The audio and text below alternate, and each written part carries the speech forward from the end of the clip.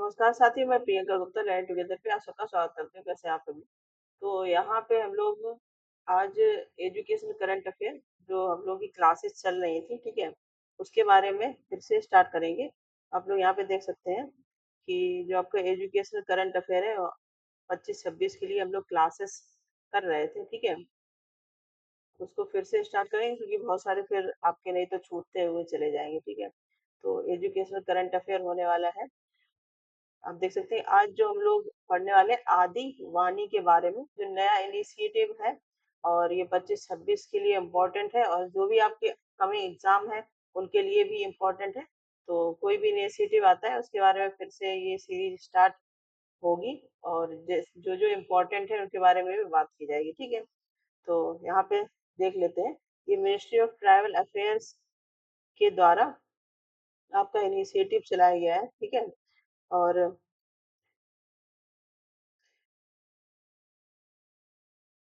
ये भी लेटेस्ट ही है, जैसे कि अब यहाँ पे डेट देख पा रहे होंगे 21/4/2025 के लिए। तो ट्राइबल जो हेरिटेज है उसको बचाने के लिए, प्रिजर्व करने के लिए, आदि संस्कृत मतलब जो आदिवासी हैं उनकी संस्कृति या कल्चर को प्रिजर्व करने के लिए आदि वाणी, ठीक है। और जो आदिवासी भाषाएं हैं, ठीक है, अगर बात करें तो कि आदिवासी भाषाएं हैं जो उनको प्रिजर्व करने के लिए, क्योंकि जो इंडेंजर्ड है, बिल्कुल समाप्त होती चली जा रही है, लुप्त होने की कगार पे है, उनके बारे में यहाँ पे ये इनिशिएटिव चलाया गया है, ठीक है। तो आपसे अगर पूछा जाता है कि किसके द्वारा चलाया गया, तो मिनिस्ट्री ऑफ ट्राइबल अफेयर्स। तो एमआरएस का एग्जाम हो गया या फिर आपका एनवीएस का एग्जाम हो गया, ठीक है। तो उन सब के लिए ही ये काफी इम्पोर्टेंट यहाँ पे होने वाला है। और अदर भी आपके एग्जाम है, जैसे कि यहाँ पे अब बहुत डिटेल में ही पूछ लगे कि आपको सारी चीजें अगर आपने डेप्थ में नहीं पढ़ी है तो फिर आप यहाँ पे नहीं कर पाएंगे, ठीक है। तो स्टार्ट करते हैं। ये आप देख सकते हैं कि न्यूज में आया था, इकोनॉमिक टाइम्स में। AI said to give voice, यहाँ पे आप देख पा रहे होंगे, AI said to give voice to endanger Adi Vaani, मतलब जो भाषाएं हैं लुप्त होती जा रही हैं, ठीक है। और भाषाओं के बीच में गैप को खत्म करने के लिए भी इसका यहाँ पे प्रयोग किया जाएगा, ठीक है। तो इसको अच्छे से समझेंगे। सबसे पहले कि किसकी बात की गई, एआई और लुप्त प्राय जो आदिवाणी को देगा आवाज, मतलब यहाँ पे आर्टिफिशियल इंटेलिजेंस की बात की जा रही है। एआई का यूज किया जाएगा जिससे कि क्या होगा कि जो आदिवासी भाषाएं हैं जो लुप्त हो रही हैं या फिर खत्म होने के कगार पे हैं, उनके बारे में फिर से बात की जाएगी, ठीक है। उनको फिर से स्कूल्स में, जो एमआरएस स्कूल स्पेशल इसीलिए चल रहे हैं, उनपे ये एआई के द्वारा इस पे काम किया जाएगा, ठीक है। एक ऐप है जो इसको आवाज देगा, अंग्रेजी तथा हिंदी में भी रहेगा। इसके बाद जनजातीय भाषाओं के बीच भाषा संबंधी अंतर को करेगा ये दूर, ठीक है। तो यहाँ पे नई दिल्ली में एक प्रोग्राम किया गया था, उसके बारे में देख लेते हैं। लुप्त प्राय जनजातीय भाषाओं को बचाने और मातृभाषा में सीखने को बढ़ावा देने के लिए केंद्र सरकार आदि एक एआई संचालित डाउनलोड करने योग्य ऐप लॉन्च करने, मतलब लॉन्च कर चुकी है। ये थोड़ी सी पहले की न्यूज है, पर फरवरी की न्यूज है, ठीक है। ये ऐप अंग्रेजी में रहेगा और हिंदी और जनजातीय भाषाओं के बीच खाई बनी है, मतलब जो गैप है दोनों के बीच में उसको भी ये मिटाएगा, ठीक है। जिससे द्विभाषीय शब्दकोश और सिकल सेल एनीमिया जैसी समस्याओं पर महत्वपूर्ण जागरूकता सामग्री तक आसान होगी पहुंचने में, ठीक है। जो जनजातीय समूह के लोग हैं जहाँ भी रहते हैं, कि उनकी भाषा में जब ये चीजें जाएंगी, तो क्योंकि उनमें ये जो सिकल सेल एनीमिया है उसको भी खत्म करने का लक्ष्य भारत का है, उसको उस पर ध्यान रखते हुए इन सब चीजों का यहाँ पे लॉन्च किया गया है, ठीक है।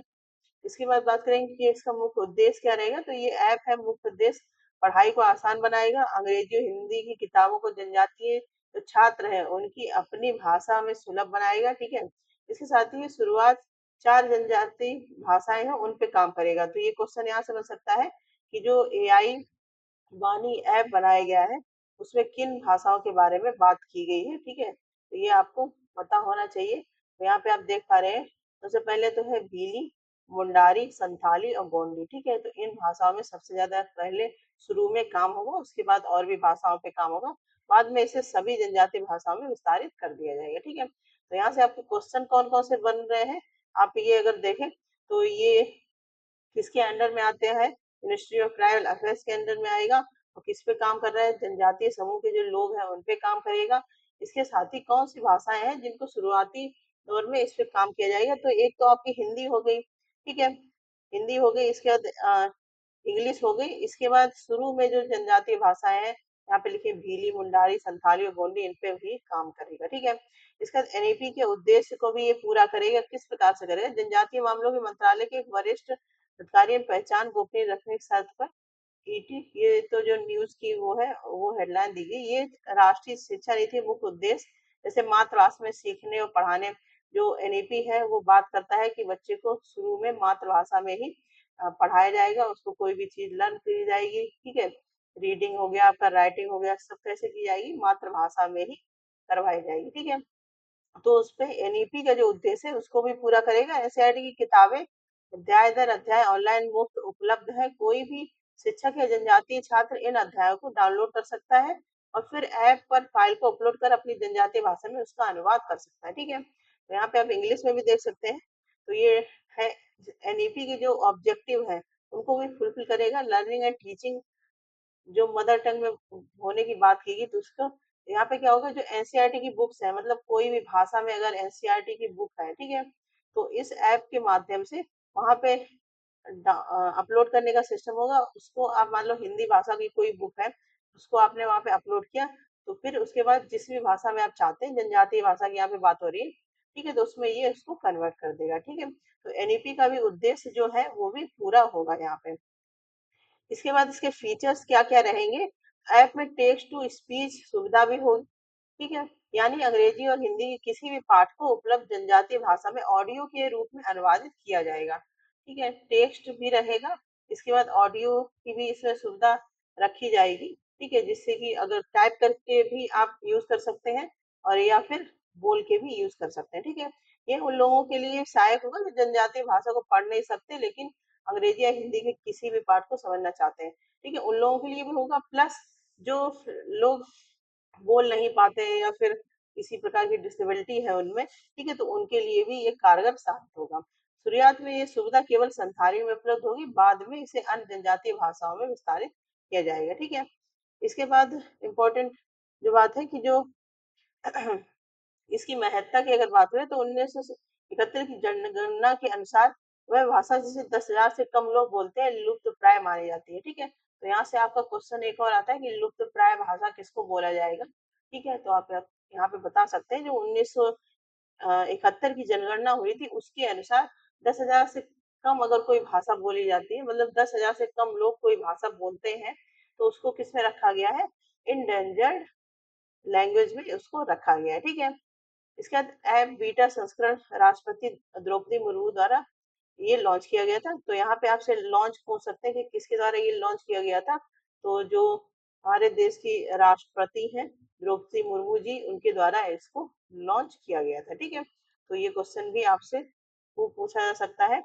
कि किसके द्वारा इसका लॉन्च किया गया था, कहाँ पे लॉन्च किया गया था, कहाँ पे, दिल्ली में। इसके बाद मंत्रालय इसमें कौन कौन शामिल है, जैसे आईआईटी दिल्ली ने इस पे काम किया है, आईआईटी हैदराबाद, आईआईटी यहाँ पे नागपुर है। ठीक है, ये इसको सही कर लीजिएगा, नागपुर।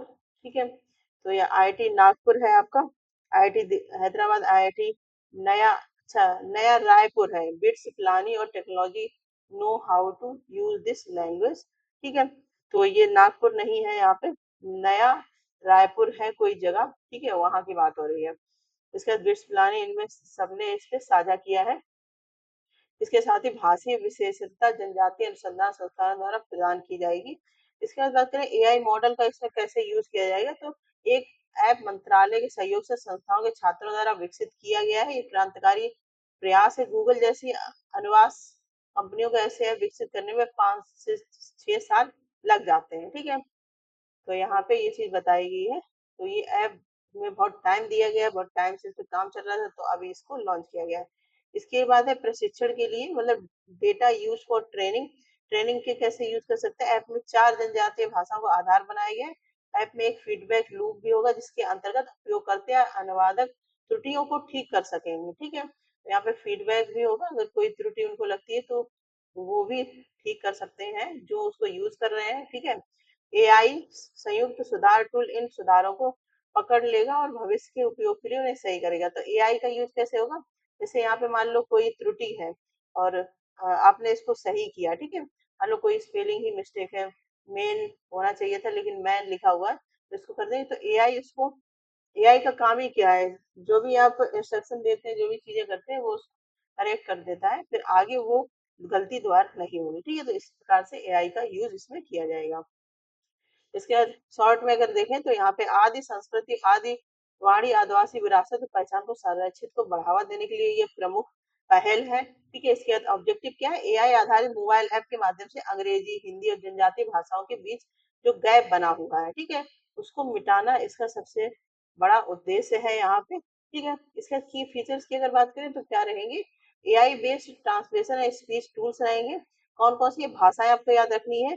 भीली है, मुंडारी है, संथाली है और गोंडी भाषा। इन पे शुरुआत में काम होगा। ठीक है, इनमें शुरुआत में इस पे काम होगा। इसके बाद जो एनसीईआरटी कंटेंट, एनसीईआरटी का जो भी कंटेंट है उसको सबको ही कन्वर्ट कर पाएगा। ठीक है, जैसे कि बताया कि कोई भी भाषा में है उसको ये अपलोड आप करेंगे उस ऐप पे, तो ये जनजातीय भाषाएं हैं, इनमें ये कन्वर्ट करके इसको दे देगा। ठीक है, इसके बाद है यूजर फीडबैक सिस्टम, और आपको लगता है कि कुछ इसमें गड़बड़ है तो उसको सही कर सकते हैं, तो एआई की मदद से उसको करेक्ट भी किया जा सकता है। ठीक है, तो ये सारे फीचर्स रहेंगे इसमें। इसके बाद है राष्ट्रीय शिक्षा नीति 2020 के जो उद्देश्य हैं उनको भी बढ़ावा मिलेगा इससे। ठीक है, जैसे मदर टंग की बात की है, एजुकेशन डिजिटल इंक्लूसिव को भी बढ़ावा मिलेगा इन सबसे। ठीक है, इसके बाद इस पे काम किसने किसने किया है? IIT Delhi, IIT Hyderabad, triple IT नया रायपुर, ये ट्रिपल आईटी नया रायपुर। ठीक है, इसके बाद बिट्स पिलानी और जनजातीय अनुसंधान संस्थान, इन सब ने मिलके ही इस ऐप पे काम किया है। ठीक है, इसके बाद है कि फ्यूचर एक्सपेंशन की बात करें, 10,000 से कम वक्ताओं वाली सभी जनजातीय भाषाओं तक धीरे धीरे विस्तार करना। जैसे कि ये बताया, जब जनगणना हुई थी 1971 के हिसाब से, लुप्त भाषा कौन सी बोली जाती है? जिसको 10,000 से भी कम के लोग बोलते हैं। ठीक है, तो वो भाषा जो है लुप्त भाषा में रखी जाती है। ठीक है, तो जितनी भी लुप्त भाषाएं हैं, लग रहा है कि वो गायब हो जाएंगी, लुप्त हो रही है, कम बोली जाती हैं, तो उन सबको ही धीरे धीरे उसका विस्तार किया जाएगा। ठीक है, जिससे कि जितने भी लोग हैं उनका जो भी कोई भी डिस्क्रिमिनेशन ना रहे भाषा को लेके। ठीक है, तो काफी फ्यूचर एक्सपेंशन या फिर फ्यूचर को देखते हुए सारी चीजें बनाई जा रही हैं। ठीक है, तो ये था आपको छोटा सा ही टॉपिक है, और उम्मीद है कि आपको सारी चीजें क्लियर हो गई होगी। ठीक है, यहाँ से 6 से 7 क्वेश्चन आपके आराम से बन सकते हैं, तो ये आपको ध्यान रखना है। ठीक है, और इसीलिए हम लोग करेंगे जो एजुकेशन करंट अफेयर है उसको करते चलेंगे, क्योंकि हमारा फोकस में रहेगा एजुकेशन से रिलेटेड जो भी चीज है। ठीक है, और क्योंकि ट्राइबल अफेयर्स की तरफ से है ये, मंत्रालय की तरफ से, तो एमआरएस में तो ये पूछा ही जाएगा। बाकी एनवीएस, और ऐसा नहीं कि एमआरएस में ही पूछा जाएगा, एनवीएस केवीएस जब भी आपकी कोई भी एग्जाम होते हैं, जैसे अभी आरआरबी में भी टीचिंग की वैकेंसी निकली हुई है, तो उसके भी एग्जाम होते हैं, तो वहां भी ये पूछा जा सकता है। ठीक है, तो बने रहिए इसी प्रकार के अपडेट के साथ। और क्योंकि बहुत सारे बच्चों का कमेंट आ रहा था कि मैम वो सीरीज दोबारा से स्टार्ट करो एजुकेशन करंट अफेयर की, इसलिए आप फिर से मैं शुरुआत कर रही हूँ। ठीक है, और थोड़ा सा मई में थोड़ी चीजें क्लासेस या जो भी गैप होके हो सकती है, बाकी मई के बाद आपकी रेगुलर बेसिस पे मेरे द्वारा जितनी क्लासेस है वो रहेंगी। इसके अलावा अगर क्लासेस की बात करें तो यूपी टीजीटी पीजीटी की क्लासेस चल रही हैं। ठीक है, टीजीटी पीजीटी की जो बच्चे इस सिविक्स से हैं, यानी कि नागरिक शास्त्र या फिर होम साइंस है, तो उसकी क्लासेस चल रही हैं। आप लोग देख सकते हैं, आपका एग्जाम लगा हुआ है टीजीटी पीजीटी का। इसके साथ ही यूजीसी नेट की कोई बच्चा तैयारी कर रहा है, तो उसकी भी थ्योरी क्लासेस की प्लेलिस्ट बनी हुई है। ठीक है, अभी पीवाईक्यू प्रैक्टिस करवाई जा रही है हर्षदा मैम के द्वारा, तो आप वो देख सकते हैं, वो बहुत अच्छा पढ़ाती है, बहुत अच्छा समझाती है। आपको अच्छा लगेगा पढ़ के, एक बार क्लासेस देखिएगा। इसके अलावा कोई भी क्लास आपको नहीं मिलती है तो प्लेलिस्ट में जरूर से जाके चेक करिएगा। ठीक है, क्योंकि वहाँ पे सारी प्लेलिस्ट मैं अपडेट करती रहती हूँ, कि जिससे कि आपको क्लासेस ढूंढने में दिक्कत ना हो। आप अपने अकॉर्डिंग जिस भी क्लास की आपकी डिमांड है उसके हिसाब से सारी चीजें होती रहे। इसके बाद बात करेंगे ईएमआरएस की क्लासेस की, ठीक है। तो वो अभी थोड़ी सी रुकी हुई है क्योंकि अभी कोई अपडेट आ नहीं रहा है, ठीक है, बच्चे ज्यादा देखते भी नहीं है। बाकी जैसे ही अपडेट आता है, या फिर मैंने बताया कि मई के बाद से फिर से हम लोग, अगर अपडेट नहीं भी आता है तो वो क्लासेस आपकी स्टार्ट कर रहे हैं, ठीक है। तो बने रहिए, जुड़े रहिए, बताइए कैसी लगी आपको ये नया इनिशिएटिव, ठीक है। और आप क्या, आपको कोई इनिशिएटिव पता है तो कमेंट सेक्शन में बताइएगा, उस पर भी क्लास लेके आई जाएगी। धन्यवाद।